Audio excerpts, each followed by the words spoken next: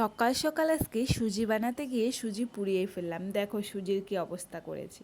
তো যাই হোক, বলছি কিভাবে হয়েছে। তো এখানে বেরাস সকাল সকাল বেরাস করে তারপরে মুখ ধুয়ে বরের জন্য একটু সুজি বানিয়ে টিফিনে পাঠাবো, কারণ কালকের একদম ভাতও ছিল না, কিছুই ছিল না।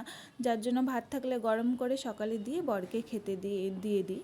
তো আজকে কিছু ছিল না, বর চলে গেছে, তাই বললাম মেয়ের হাতে পাঠিয়ে দেবো। দেখো, তোমাদেরকে কোনো কিছু প্যাকেট দেখালে না আমি উল্টোই দেখাই, তাই জন্য আবার হেসে হেসে একটু সোজা করে তোমাদেরকে দেখালাম। তারপরে এদিকে দেখো, মা বলছিল কি এই কাপড়গুলো এনে দে, বড় মেয়ের অনেক কাপড় ছিল, নোংরা কাপড়, বলছে এনে দে একবারে ধুয়ে দিই। যখন কাপড় ধুচ্ছি তো এটা মানে নিতে আসতেই একদম সব সুজি পুড়ে গেছে, জালটা বাড়ানো ছিল, পুড়ে গেছে। তারপরে যাই হোক, এখানে আবার সুজি দিলাম, সব কিছু দিয়ে আবার নতুন করে সুজি বানালাম।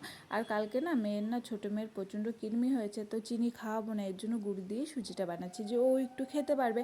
আর গুড়টা না পুরা গোটা ছিল, কিছুতেই গলছিল না, তো আমি গোটাটাই দিয়ে দিয়েছি, ভাঙতে পারিনি, তো গোটাটাই দিয়ে দিয়েছি। তো দেখো এখানে সুজির কালারটা কি সুন্দর এসেছে। আর এই সুজিটা দিয়ে না পাটিসাপটা কিন্তু দারুণ হবে বলো ঠান্ডার দিনে। তো যাই হোক, বরকে এই সুজি আর একটু মুড়িও দিয়ে দিয়েছিলাম, একটু মুড়ি সুজি দিয়ে খেয়ে নিবে। তো টিফিনে ভরে মেয়ের হাতে পাঠিয়ে দিলাম। আর এদিকে ছোটো মেয়ে খাচ্ছে আর মা ওদিকে কাপড় ধুচ্ছে। তো সবাইকে টাটা, বাই বাই। ভিডিওটি